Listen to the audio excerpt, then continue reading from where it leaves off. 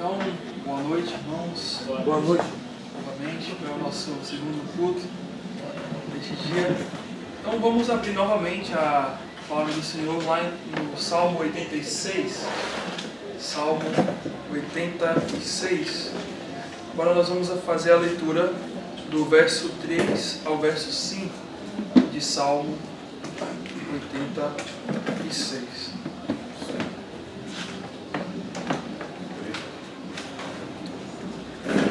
Salmo 86, do verso 3 ao verso 5.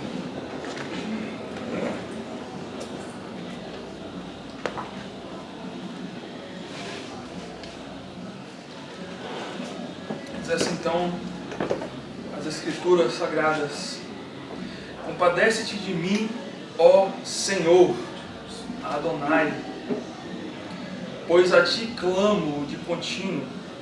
Alegra a alma do teu servo, porque a ti, Senhor, Adonai, elevo a minha alma.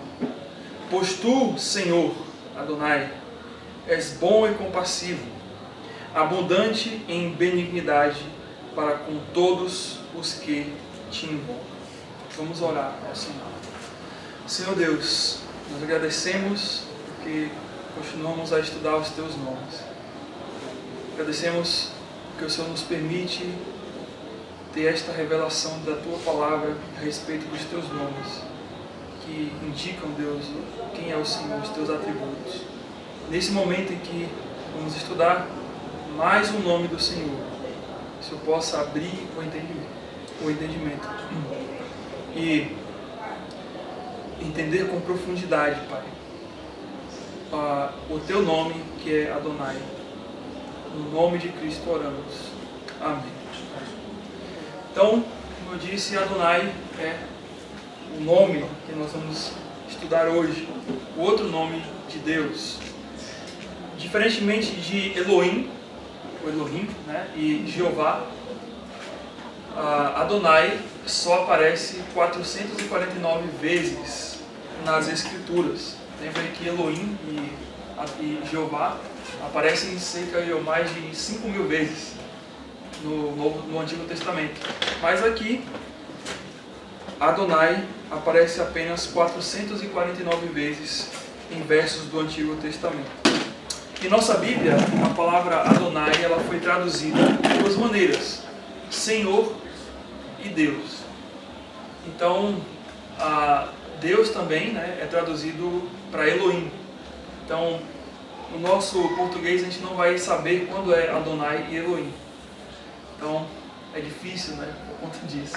Talvez deve ter alguma Bíblia que tenha essa separação, né, mas eu não conheço, mas não temos como saber, né.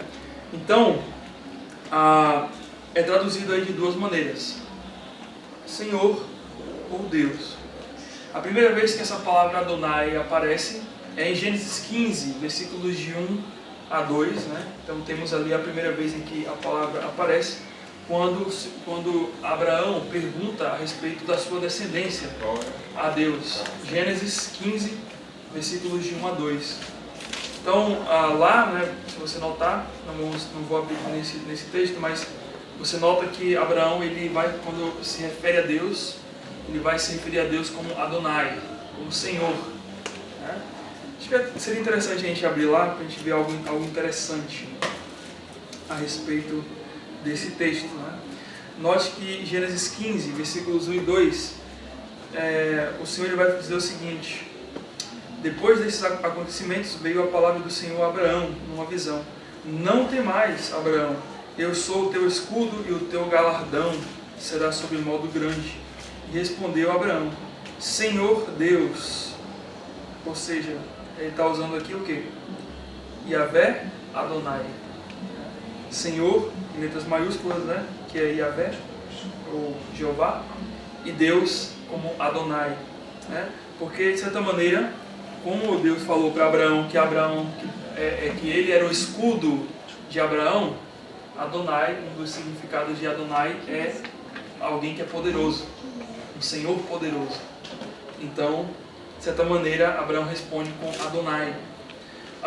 Mas Ezequiel é o livro em que mais aparece a palavra Adonai, praticamente 222 vezes. Ou seja, metade das vezes em que aparece a palavra Adonai está em Ezequiel.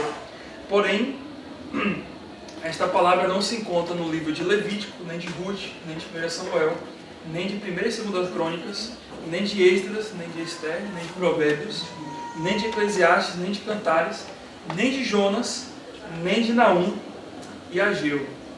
Quem estava anotando aí, depois posso passar com mais calma, tá? Mas é notável, irmãos, uma coisa, que Adonai, ela vai aparecer em muitos textos que apontam para o final dos tempos. Claro, vai aparecer em alguns textos que não estão ligados a profecias sobre o final dos tempos, mas vai aparecer muito em textos em que vai apontar para o final dos tempos. E sendo que praticamente aí 300 vezes é citado por livros proféticos, das 499. Então, das 499 vezes, 300 vezes é citados nos livros do Antigo Testamento que são considerados como proféticos. Então, se dá para entender o porquê, então a gente vai entender melhor, mas o porquê que Adonai ele é citado em livros proféticos. Tem um propósito. E como foi mencionado, os judeus, quando pronunciavam, ou eles diziam Adonai em substituição ao nome Yahvé, ao tetragrama, né?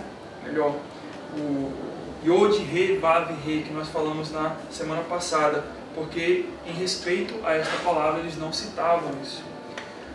Porém também Adonai, ela é uma palavra muito respeitada também pelos judeus, ao ponto, pelas minhas pesquisas aí, eles tinham locais em que eles não poderiam citar essa palavra, né? Por exemplo, nas instalações sanitárias, em banheiros, eles não podem dizer a palavra Adonai, né? Então, por quê? Porque também é um nome reverenciado por eles, né? E vamos entender o porquê que esse nome é tão altíssimo para Deus também. Adonai, na verdade, é o plural de uma palavra chamada Adoni. Adoni é a junção aí de duas palavrinhas, Adon com Im, que quer dizer Senhor. Adon quer dizer Senhor ou amo, e Im seria a ideia de mim, Senhor de mim. Então, literalmente é Senhor de mim, ou meu Senhor, ou meu amo. Assim como Elohim, Adonai está no plural pelo mesmo motivo. Lembra? Plural majestico, de exaltação a Deus. Por quê? Porque o Senhor, ele não é Senhor. A gente tem essa palavra, né? Senhor, eu posso chamar alguém de Senhor aqui, não? Alguém de Senhora, mas posso chamar também Senhor de Senhor, né? O Senhor Deus. Mas no hebraico há uma distinção. Adonai só para Deus. Adon para qualquer Senhor, né? Digamos assim. E por que Adonai? Porque indica essa grandeza do ser de Deus, da posição do ser de Deus. O Senhor Deus, ele não é Senhor apenas, mas é Senhor dos senhores. Então é isso que quer dizer Adonai. Elohim diz respeito à soberania, como nós vimos. Jeová, a autoexistência de Deus. Elohim, soberania de Deus. Jeová, a autoexistência de Deus. Mas Adonai reflete a ideia de autoridade máxima. Deus é a autoridade máxima. Ele é o Senhor dos senhores. Ele é o Senhor sobre tudo. Ele é o Senhor sobre os reis. Ele é o Senhor sobre as autoridades, sobre os príncipes, sobre os governadores, sobre qualquer coisa que exista no mundo que se intitule como autoridade. Ele está acima disso. Ele é a autoridade máxima. Adonai nos faz refletir Deus como o Senhor possuidor, poderoso, que a gente entende porque Abraão diz, né, Yahvé Adonai, lá em Gênesis 15, porque o Senhor falou: eu sou o teu escudo, eu sou a tua proteção, eu sou o Senhor que te protege, né, o Deus que te protege. Também Adonai pode representar mestre, mestre supremo, alguém que tem todo o conhecimento, toda a sabedoria, toda a experiência, alguém que é de anos, que vive pela eternidade, imagine, né? Qualquer sábio do mundo diante de Deus não é nada do conhecimento de Deus. Então, Deus é o mestre dos mestres. E este nome ele nos ensina a reconhecer que Deus é o dono, é o nosso dono. E nos chama então a temê-lo como nosso senhorio. É isso que quer dizer Adonai. Às vezes a gente fala assim, o Senhor, por uma questão de respeito. Né? O Senhor, a Senhora, né? Como uma questão de reverência. Mas Adonai é muito mais do que você chamar Deus no sentido de reverência. O Senhor Deus. Quando você está falando do Senhor, que é a palavra Adonai, você está dizendo aquele a quem eu sirvo. O meu amo, o meu senhorio. Não é porque Deus, não é uma palavra somente de reverência, mas é uma palavra de que denota a quem você serve. Ele é o meu Senhor, o meu amo, aquele que é digno de que sirvamos e prestemos-lhes culto, porque Ele é o máximo. Então nós vamos ver aqui, claro, como nós temos feito, 3 situações em que a palavra Adonai aparece nas Escrituras, expondo esse atributo de Deus como autoridade máxima, como nosso Senhor. E a primeira está lá no livro de Ezequiel. Nada mais do que olhar Ezequiel, que fala muito sobre Adonai. Então lá em Ezequiel capítulo 20, nós vamos ver que Deus se apresenta através dos versículos aqui, e nós vamos entender que Ele Adonai é Senhor exclusivo. Adonai é Senhor exclusivo. Então lá em Ezequiel capítulo 20,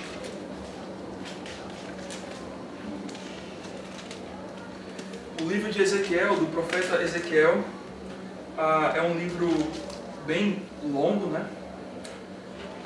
Mais de 40 capítulos, mas é um livro de profecias a respeito do futuro de Israel.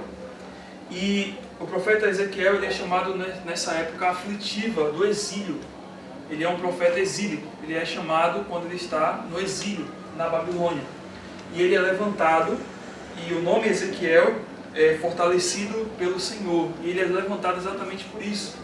Para não apenas trazer uma mensagem de disciplina, de que Deus estava dando ao povo ali, do porquê que Deus estava levando aquele povo ali, mas uma mensagem de esperança e de fortalecimento aos irmãos dele, né, aos judeus, que Deus haveria ainda de continuar a sua promessa e trazê-los de volta para a terra, de uma maneira especial, né? Um futuro muito mais do que voltar para a terra, mas de algo que envolve reinar sobre eles.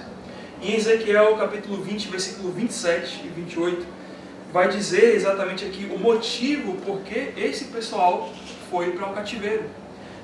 O versículo 27 vai dizer o seguinte: portanto, fala a casa de Israel, filho do homem, e dize-lhes, assim diz o Senhor Deus, e aqui ele está usando Yahvé, ou Jeová, Adonai, né?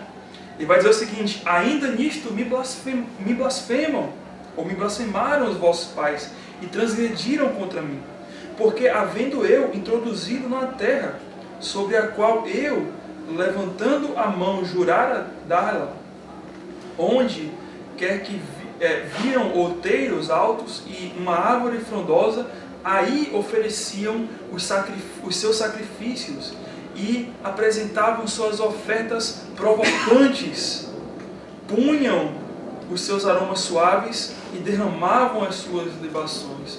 Ou seja, aqui o Senhor está falando: olha, vocês transgrediram, os vossos pais transgrediram, porque eu os coloquei nesta terra, mas ao invés de darem glória para mim, vocês foram para os altos e sacrificaram para deuses abomináveis, para demônios, né, digamos assim. E lá no verso 32 nós vamos ver o seguinte: o que vos ocorre, ele continua dizendo, o que vos ocorre à mente, de maneira nenhuma sucederá. Isto que dizeis, né? Aí o Senhor vai falar o que esse povo estava dizendo: seremos como as nações. como as outras gerações da terra, servindo as árvores e as pedras. O que Deus está querendo falar com isso aqui? Como é que eles estavam servindo as árvores e as pedras? Aos ídolos de madeira e aos ídolos de pedra, que na verdade não eram nada do que apenas a criação de Deus. Madeira, árvore, e pedra não é o Criador, é a criação de Deus. Então, nós notamos aqui exatamente o grande problema em que a nação de Israel se meteu. Foi exatamente ter trocado a adoração de Adonai, ou a Adonai, pela adoração aos ídolos de madeira e pedra. Adoraram as coisas criadas e não o Criador das coisas. Em outras palavras, afrontaram a exclusividade de servir a Adonai. Então é por isso que você percebe que no livro de Ezequiel vai aparecer Adonai. Porque esse foi o problema do povo de Israel. Trocou a adoração, trocou o serviço a Deus por outras coisas. Irmãos, devemos compreender que o Senhor não divide a sua glória com ninguém. Ezequiel continua no versículo 33. Tão certo como eu vivo, e aqui Ezequiel, aqui o Senhor vai dar uma promessa para aquele povo. Tão certo como eu vivo, diz Jeová, Adonai, Senhor Deus, com mão poderosa, com braço estendido e derramado furor, hei de reinar sobre vós. Você entende por que ele estava falando Adonai? Olha, porque vocês não estão me servindo como Adonai, mas eu vou reinar sobre vocês. Ou seja, o Senhor queria resgatar essa verdade que esse povo esqueceu, de que Ele é o Rei, Ele é o Senhor sobre a sua criação. Irmãos, a maioria dos reis que serviram a Israel ou se desviaram completamente de Deus, ou realmente viveram uma vida tão devassa, mas tão devassa, que apontaram e inclinaram o povo para adoração a outros deuses ou a outras coisas. Só poucos reis que se salvaram. Mas aqui nós temos notado como Deus ele decreta de que não era um outro rei que iria reinar sobre eles, mas o próprio Deus queria reinar sobre eles. E como que Deus faria isso? Através de transformar o coração deste povo para que eles pudessem servir a Adonai. Então, se você vai lá nos versos 40 a 44 de Ezequiel 20, você vai notar, olha o que o Senhor vai falar. E aqui é uma profecia para o futuro de Israel. Porque no meu santo monte, no monte alto de Israel, diz o Senhor Deus, o Senhor, o Jeová Adonai, ali toda a casa de Israel me servirá, toda naquela terra. Ali me agradarei deles, ali requererei as vossas ofertas e as primícias das vossas dádivas, com todas as vossas coisas santas, agradar-me-ei de vós como de aroma suave, quando eu vos tirar dentre os povos e vos congregar das terras em que andais espalhados, e sereis santificado em vós perante as nações. Sabereis que eu sou o Senhor, quando vos der entrada na terra de Israel, na terra que levantando a mão jurei dar a vossos pais. Ali vos lembrareis dos vossos caminhos e de todos os vossos feitos com que vos contaminastes, e tereis nojo de vós, por todas as vossas iniquidades que tendes cometido. E 44, sabereis que eu sou o Senhor, quando eu proceder para convosco, por amor do meu nome, não segundo os vossos maus caminhos, nem segundo os vossos feitos corruptos, ó casa de Israel, diz Jeová Adonai, Senhor Deus.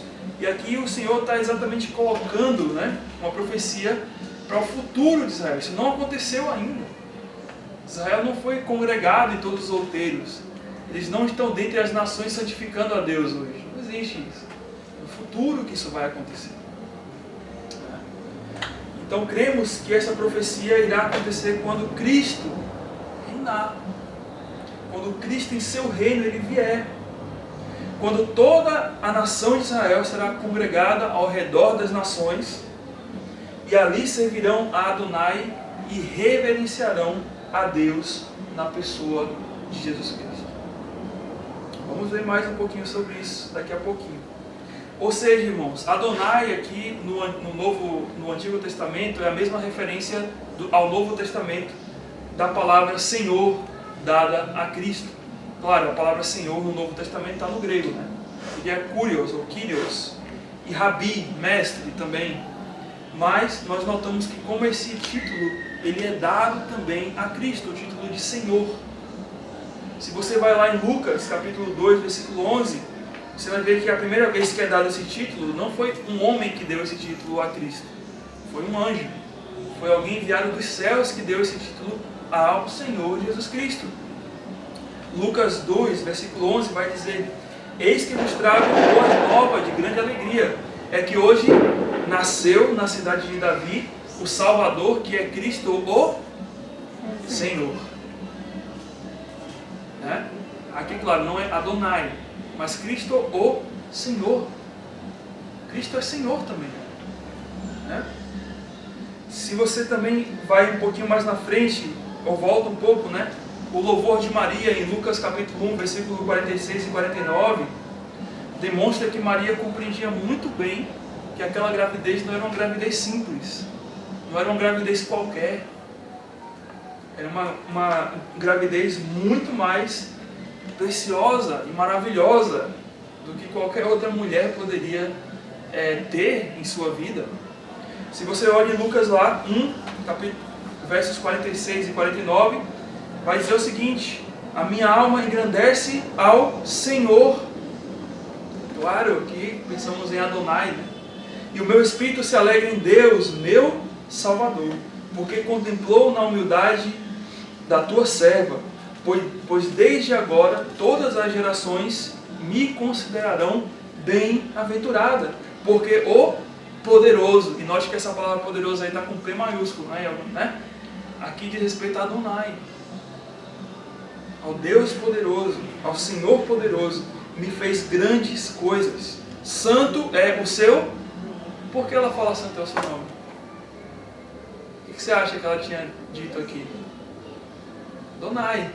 Santo é o seu nome. Ela sabia de Adonai. Né? Irmãos, Maria teve uma missão ímpar, né? Carregar o Senhor do universo na sua barriga. Já parou para imaginar isso? Ela carregou o Senhor de todos os senhores no seu ventre. E não somente isso, a missão dela foi também de, após nascer, cuidar do Senhor dos senhores, alimentar o Senhor dos senhores, proteger o Senhor dos senhores, enquanto ele era um infante, enquanto ele era uma criança, até o ponto em que o Senhor dos senhores partiu para a sua missão. Irmãos, tem missão mais preciosa, tem missão mais difícil do que essa? Por que não conseguimos servir a Deus com as pequenas coisas que nós temos que fazer? Imagine, né? Temos mulheres aqui, imagine se Deus lhe concedesse essa bênção. Você vai carregar o seu Salvador no seu ventre, o Senhor dos senhores no seu ventre. Que missão! E é este mesmo Senhor da Glória que nos adverte lá em Mateus 6, 24. Ninguém pode servir a dois senhores. Porque ou há de aborrecer-se de um e amar ao outro, ou há de devotar a um e desprezar ao outro. Ué, e aqui você percebe nessa fala, ou Cristo está errado, ou Deus está errado. Porque Deus Pai é Senhor, é Adonai, e Deus Filho é Senhor. Mas Cristo fala que não pode servir a dois senhores. Então a quem eu sirvo? Ao Deus Pai ou ao Deus Filho? Aos dois, né? Porque, quer dizer, eles são um, né? E aí ele continua dizendo, não podeis servir a Adonai, a Deus, e as riquezas. Tem algumas versões que está a Mamon, né? A ideia aqui é essa, né? Não podeis servir ao Senhor dos senhores ou a Mamon. Qual é a referência que o pastor falou? Mateus 6, 24. Então, irmãos, aqui nós compreendemos como também Cristo é o mesmo Adonai. E como Cristo, da mesma maneira como Deus pede exclusividade em servir, né? Assim também Cristo pede exclusividade em servir. Servir com exclusividade a Ele. Adonai também é Senhor misericordioso. Abre lá em Daniel, capítulo 9. Adonai é Senhor misericordioso. Em Daniel 9, nós temos aí um outro profeta, o profeta Daniel. Esse profeta é da mesma época ali de Ezequiel, mas um pouco mais à frente, né, que Daniel aparece. E Daniel estava sofrendo a mesma coisa, no cativeiro babilônico, preso, não podia voltar para sua terra, cativo aos seus senhores babilônicos, ao rei da Babilônia, né? E aí, em Daniel 9, ele lê o escrito de Jeremias, do qual o povo voltaria, o tempo do cativeiro seria de 70 anos. E que Daniel com certeza fez as contas e viu que aquilo estava perto de acontecer. Né? E isso dá uma alegria para Daniel, de tal modo de que o capítulo 9 de Daniel é uma expressão de louvor de Daniel e de consagração e de contrição. Você nota aqui que Daniel, ao descobrir isso, né, ao ter a sua esperança renovada, talvez ele pensaria, talvez nunca vamos voltar para a nossa terra mais. Talvez tudo se terminou, talvez realmente Deus chega para lá em nós. Mas quando Daniel vê e descobre que o tempo do cativeiro estava perto do fim, que eles retornariam para a Babilônia, aliás, para a casa de Israel, né, para a terra de Israel, então, nos versículos 9 a 10 de Daniel, Daniel capítulo 9, né, nós notamos como é que Daniel vai se achegar a Deus. Notamos que ele não vai se achegar com felicidade, com êxtase, com alegria, mas com contrição. Porque Daniel ficou impressionado com o que ele descobriu acerca daquela leitura. Então, Daniel 9, versículos 4 a 10, vai dizer o seguinte: orei ao Senhor Yahvé, né? Meu Adonai, e confessei e disse: Adonai, né? Adonai grande e temível, que guarda as alianças e a misericórdia para com os que te amam e guardam os teus mandamentos. Temos pecado e cometido iniquidades, procedemos perversamente e fomos rebeldes, apartando-nos dos teus mandamentos e dos teus juízos. E não nos demos ouvidos aos teus servos, os profetas, em que falavam em teu nome, aos nossos reis, nossos príncipes, nossos pais, como também a todo o povo da terra. A ti, ó Senhor Adonai, pertence a justiça, mas a nós o corar de vergonha, como hoje se vê aos homens de Judá, aos moradores de Jerusalém, todo Israel, quer de perto, quer os de longe, em todas as terras, por onde tens lançado, por causa das suas transgressões que cometeram contra ti. Ó, e aqui a palavra está Senhor em maiúsculo, né? Mas aqui, que está lá no texto hebraico, é Adonai. Ó Adonai, a nós pertence o corar de vergonha, aos nossos reis, aos nossos príncipes, aos nossos pais, porque temos pecado contra ti. Versículo 9, ao Senhor nosso Adonai pertence a misericórdia e o perdão, pois nós temos rebelado contra ele, e não obedecemos à voz do Senhor nosso Adonai, para andarmos nas suas leis, que nos deu por intermédio dos seus servos, os profetas. E aí, lá no verso 19, para poder terminar a oração, que a gente não vai ler toda a oração de Daniel, ele vai dizer o seguinte: ó Senhor Adonai, ouve, ó Adonai, perdoa, ó Adonai, atende e age. Que não retardes por amor de ti mesmo, ó Deus Adonai, porque a tua cidade e o teu povo são chamados pelo teu nome. E a questão é, por que Daniel fala tanto Adonai aqui? Por que, irmãos? Irmãos, realmente Daniel compreendia a sua posição, né? Daniel estava dizendo: perdão, Adonai, Senhor dos senhores, nós não temos te honrado como o Senhor dos senhores, nós não temos servido a ti como o Senhor dos senhores. Realmente, se o Senhor fosse um Senhor justo do ponto de vista da palavra, justo com justiça, o Senhor era para nos exterminar. O Senhor era para nos exterminar, matar. Mas como o Senhor sendo o Senhor poderia escolher até uma outra nação? Israel não quer me obedecer, então jogo fora Israel. Ele poderia fazer isso. Vou escolher uma outra nação, vou levantar uma outra nação para que me sirva. Daniel olha assim: como? Como que tu és o Senhor dos senhores? E nós temos ido contra ti, nós temos servido a outras coisas, mas o Senhor ainda não nos abandona. Mas o Senhor ainda não nos trata como se não fôssemos nada. É isso que Daniel olha para Deus. Daniel, ele olha para o favor imerecido de Deus. E ele entende que Deus é muito mais do que um Senhor que pode o disciplinar.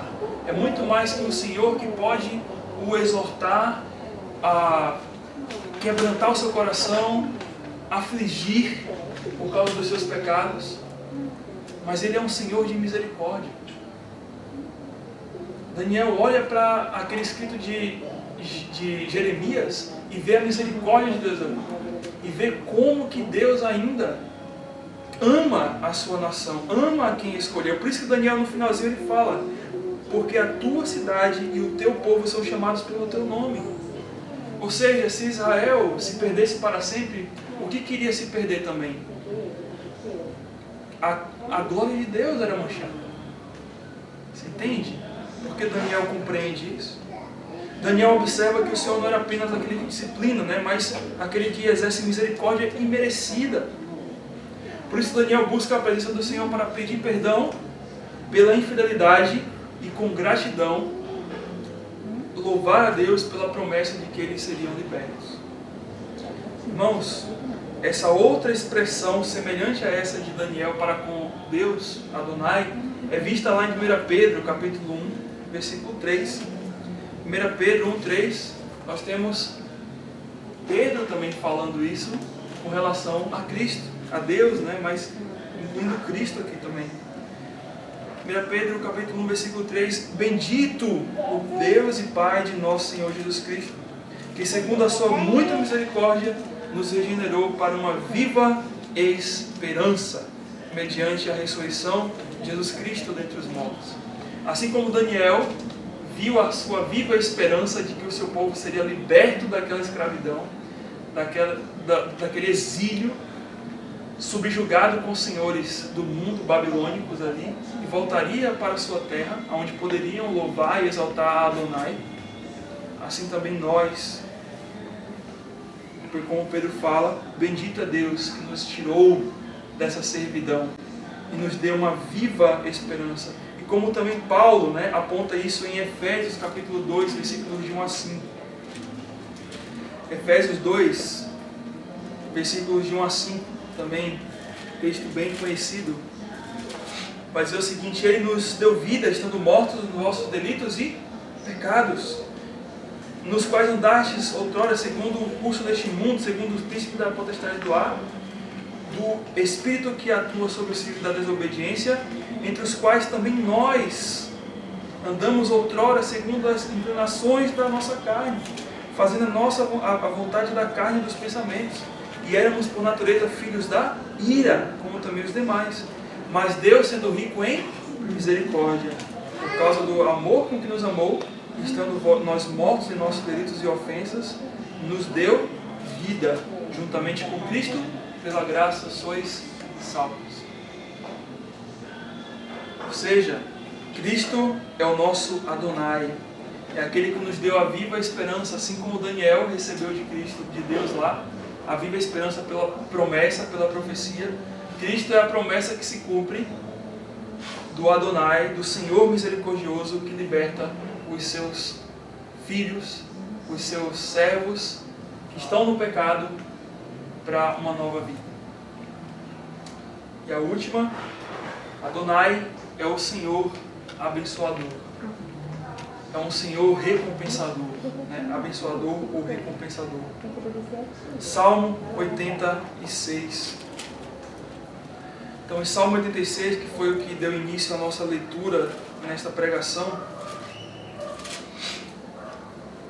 nós temos uma oração de Davi. E essa oração de Davi, ele está aflito. Não sabemos as circunstâncias, porque o coração de Davi estava assim.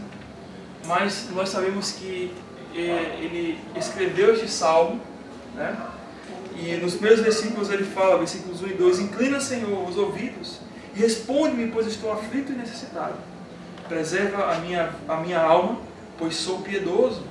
Tu, ó Deus meu, salva o teu servo, que em ti confia.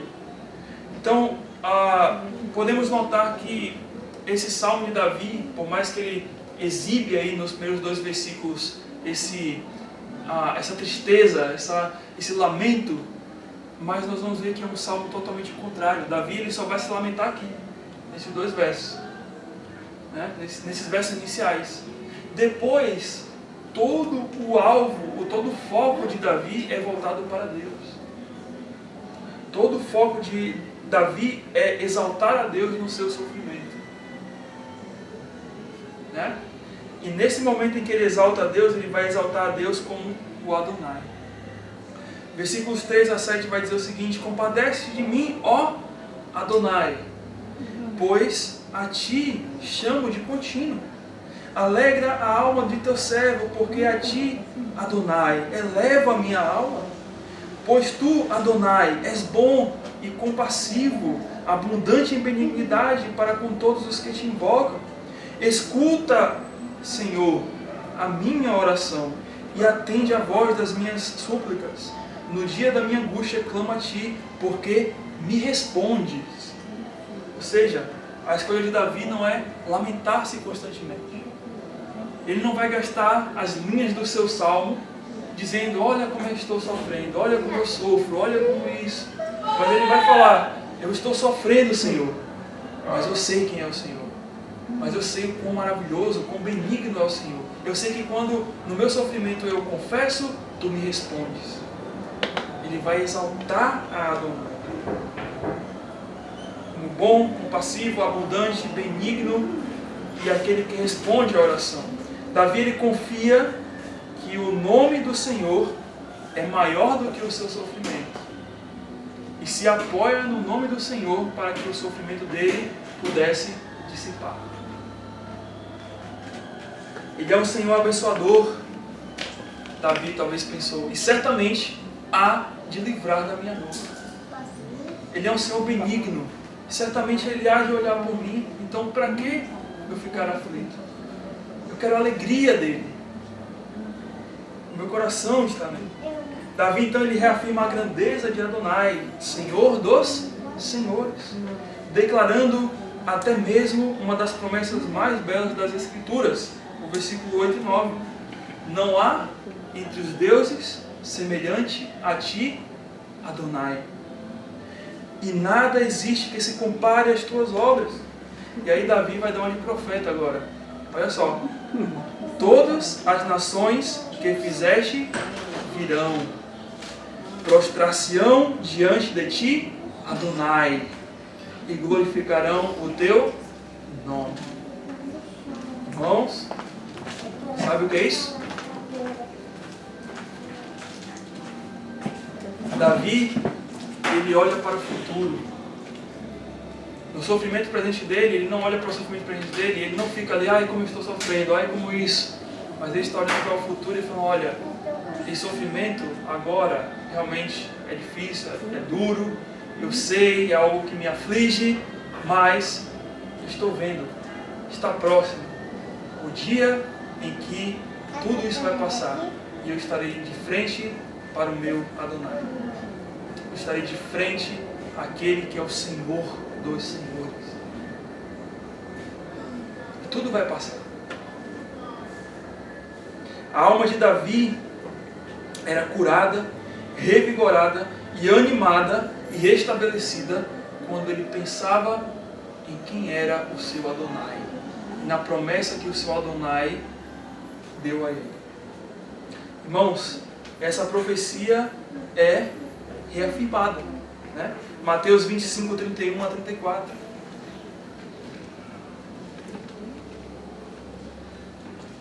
Mateus 35, estamos chegando já.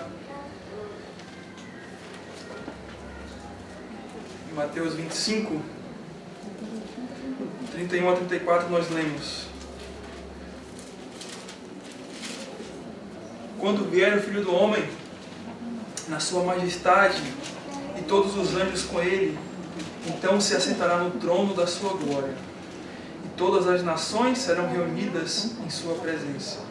E ele separará uns dos outros, como um pastor separa dos cabritos as ovelhas, e porá as ovelhas à sua direita, mas os cabritos à sua esquerda. E aí o versículo que eu queria que vocês frisassem bem. Então dirá o rei aos que estiverem à sua direita, né? Os cabritos: Vinde, benditos de meu Pai, entrai na posse do reino que vos está preparado desde a fundação do mundo. Há palavras melhores do que essa? Né? Aquele dia em que o Senhor nos chamar é agora. Vocês vão entrar naquilo que realmente é um reino, naquilo que realmente é uma glória, naquilo que realmente é uma cidade perfeita, naquilo que realmente é um país perfeito, é um lugar perfeito. É? Talvez você olhe para o Rio de Janeiro e veja essas coisas lindas aqui do Rio de Janeiro, mas não se compara com o que será esse dia da entrada do reino. É muito superior. E lá em Apocalipse 19, 11 a 16, nós lemos exatamente esse momento. Quando é que esse momento se dá? E note algo interessantíssimo aqui, que é dito em Apocalipse 19, 11 a 16. Vi o céu aberto, e eis um cavalo branco. O seu cavaleiro se chama Fiel e Verdadeiro, e julga e peleja com justiça. Os seus olhos são chama de fogo, na sua cabeça há muitos diademas. Tem um nome escrito que ninguém conhece, senão ele mesmo. Está vestido com um manto de tinta de sangue, e o seu nome se chama o Verbo de Deus. Quem é esse aqui? Jesus Cristo. E aí continua, versículo 14. E seguiram-no nos exércitos que há no céu, montados nos cavalos, com vestiduras de linho finíssimo, branco e puro. E versículo 15. Sai da sua boca uma espada afiada, para com ela ferir as nações, e ele mesmo as regerá, ou reinará, com cetro de ferro, e pessoalmente pisará o lagar do vinho do furor da ira do Deus Todo-Poderoso. Note bem agora, versículo 16. Tem no seu manto e na sua coxa um nome escrito. Qual é esse nome? Rei dos Reis e Senhor dos Senhores. Quem é? Adonai. Cristo é Adonai.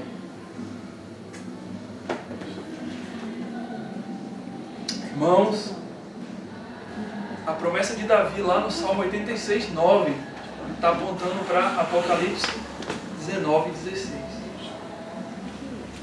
Nesse momento em que as nações vão se curvar, vão estar prostradas diante de Adonai, que as regerá com vara de ferro, com cetro de ferro.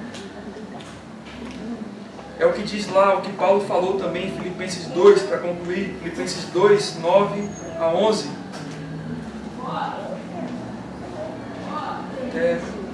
Filipenses 2, 9 a 11, pelo que também Deus o exaltou sobremaneira. Ele deu nome sobre acima de todo o nome, Adonai. Para que ao nome de Jesus Cristo se dobre todo o joelho, nos céus, na terra e debaixo da terra, e toda língua confesse que Jesus Cristo é o quê?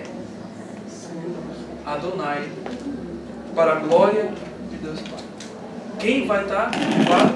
Quem vai estar adorando? Todas as nações. E nós, claro, como salvos, como remidos, estaremos lá, vislumbrando essa promessa, recebendo a nossa recompensa, porque o nosso Senhor, o Adonai, é o Senhor recompensador. Ele sabe do nosso sofrimento aqui, mas sabe que é passageiro. E como Davi, ele sabe que é sofrido, é labutoso, mas que um dia nós estaremos na presença dele e nada desse sofrimento vai ser mais relembrado. Por isso que Paulo ele termina, e aí vamos finalizar com esses versículos, a partir do versículo 12. Olha o que Paulo fala em Filipenses 2,12. Assim, pois, meus amados, ou seja, diante dessas promessas, diante disso que nós temos essa certeza de que um dia estaremos lá confessando o nome de Jesus Cristo como Senhor, como sempre obedeceste, não só na minha presença, porém na minha ausência, desenvolvei a vossa salvação, com temor e tremor. A quem? A Adonai. Porque Deus é quem efetua em vós, tanto querer como realizar, segundo a sua boa vontade. Fazei tudo sem murmurações, nem contendas, para que vos torneis irrepreensíveis e sinceros, filhos de Deus, inculpáveis, no meio de uma geração pervertida e corrupta, na qual resplandeceis como luzeiros no mundo, preservando a palavra da vida, para que no dia de Cristo, nesse dia em que todo o joelho se dobrará e toda a língua confessará, eu me glorie de não me correr em vão e nem me esforcei inutilmente. Entretanto, versículo 17, mesmo que eu seja oferecido por libação sobre sacrifício e serviço da vossa fé, alegro-me e congratulo por vós mesmos. Assim, vós também, pela mesma razão, alegrai-vos e congratulai-vos comigo. Em outras palavras, Paulo ele está olhando para o futuro, mas ele está falando, olha, até esse dia chegar, esse momento em que eu estou aqui, eu tenho que servir a Adonai. Eu tenho que servir a esse Senhor, o qual o mundo vai se dobrar lá na frente, mas hoje eu tenho que fazer isso. Eu tenho que continuar fazendo isso. Porque eu sou o luzeiro desse mundo. Porque eu sou o servo de Adonai, que ainda faz com que essa luz resplandeça nesse mundo e alguns enxerguem ainda e venham para Ele. Se o Pai Adonai nos reservou contemplar este momento sem igual, certamente Ele não cuidará de outras coisas de nossa vida? Certamente Ele não cuidará das nossas inquietações ou das aflições do nosso coração? Ele nos prometeu estar na presença dEle. O que seria coisas dessa vida para Ele? O que seriam situações ou ocasiões dessa vida para Ele? Nada. Por isso que Paulo se esforçava por servir a Adonai e servir bem. E é isso que precisamos fazer, irmãos. Servir ao Senhor dos Senhores. Porque Ele é meu Senhor. Lembra, Adonai, meu Senhor. Vamos orar a Deus. Senhor Deus, nós te louvamos, Pai, porque o Senhor é o nosso Adonai. O Senhor é aquele que é o meu Senhor, o nosso Senhor. O Senhor é o Senhor dos Senhores. Como nós falamos, o Senhor é um Senhor exclusivo. O Senhor não divide a sua glória com ninguém. O Senhor é o Deus que abomina quando nós servimos a outros, quando a gente serve a outros deuses e não ao Senhor.